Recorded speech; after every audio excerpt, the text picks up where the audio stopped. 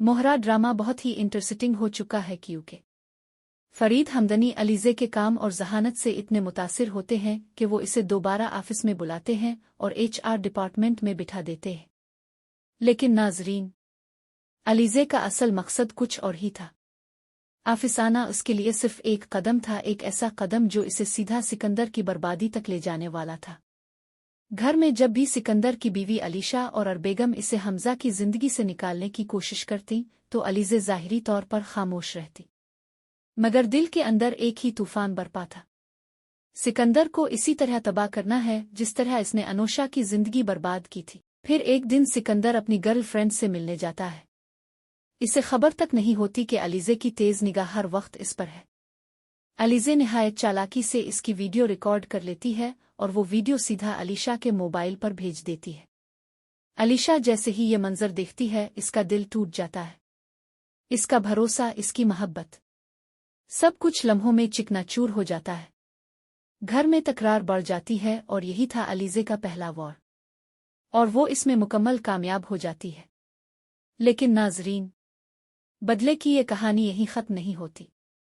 अलीज़े का दूसरा वार सिकंदर को उसके असल गुनाहों की सज़ा दिलवाना था। वो ऑफिस में बैठकर एक एक कागज़, एक एक जाली कॉन्ट्रैक्ट और फराड डील्स का सबूत इकट्ठा करती है, और फिर एक दिन ये सब सबूत सिकंदर के अपने वालिद फरीद हमदनी के सामने रख देती है।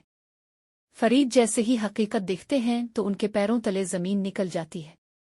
जिस बेटे को वो हमेशा मासूम समझते थे, आज वही उनकी आंखों के सामने सबसे बड़ा मुजरिम बनकर खड़ा था। मजबूरना फरीद अपने ही बेटे को कंपनी से निकाल देते हैं। सिकंदर के लिए ये सब एक डरावने ख्वाब से कम नहीं था। जो शख्स कल तक ऐशो आराम की जिंदगी गुजार रहा था, आज वो सड़क पर जलील और खार खड़ा है। इज्जत और दौलत दोनों हाथों से निकल चुके थे। यही वो वक्त था जब सिकंदर के ज़हन में सवाल उभरता है, आखिर ये अलीज़े है कौन? ये मेरी हर चाल, हर कमजोरी कैसे जानती है? और फिर उसके सामने सच आता है। अलीज़े वही लड़की है, अनोशा की छोटी बहन, वही अनोशा जिसकी जिंदगी इसने बर्बाद की थी।